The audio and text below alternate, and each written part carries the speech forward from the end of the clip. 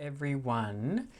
So this will be a little bit of a different video. Historically, I've made videos on my own experience with WGU because I was a student for 6 months and I completed my Master's of Curriculum and Instruction in that time.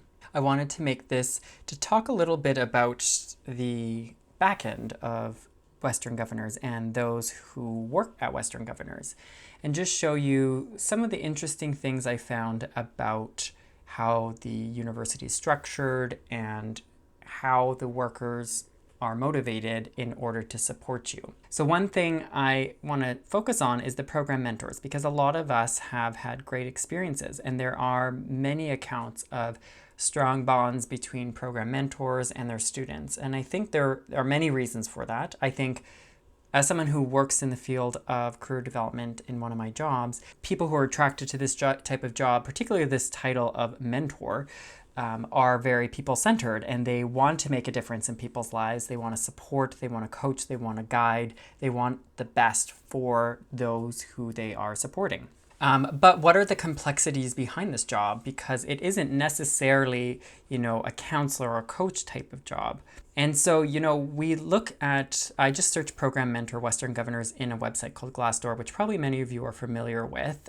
It's a website that does have job postings, but primarily what I like to use it for is looking at testimonies and ratings of companies actually put online, in many cases anonymously, by people. Now, if it's not anonymous, it means that that person was open and willing to create an account and make it not anonymous. So the program mentor, overall, it seems, average to above average. 3.5 is actually above average. So I think that seems like a relatively approved position. It's got a kind of a average to low average recommendation for friends, and I kind of started to look through, and obviously I saw a lot of good ratings, you can see, and maybe not so good ratings. I was most curious about recently what was posted. So most recent, something that you will notice is that a lot of people, what they like about working at Western Governors as a program mentor is that they're working from home. There's a lot of flexibility, right? But then I started to kind of look more into something that showed up a lot, which I think is fascinating, is that there is a metrics put in place within the university.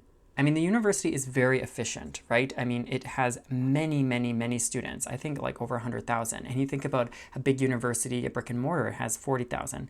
Being online allows it to be accessible to many people, but they also have a lot of staff, which means that they can have more students because they have people who are specifically designated to evaluating your work, to being your mentor, being your course instructor. But it's all based on metrics, which is kind of like a term used to describe, the performance of that university and the performance of that job.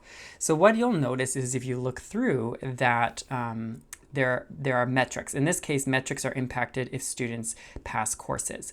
So my understanding, what it says here for this person, is if a student is not doing well in a course, so such as you or I, the learner, the mentors are criticized at how they set the term instead of the students being accountable for not working with the instructors or meetings with student support teams for help.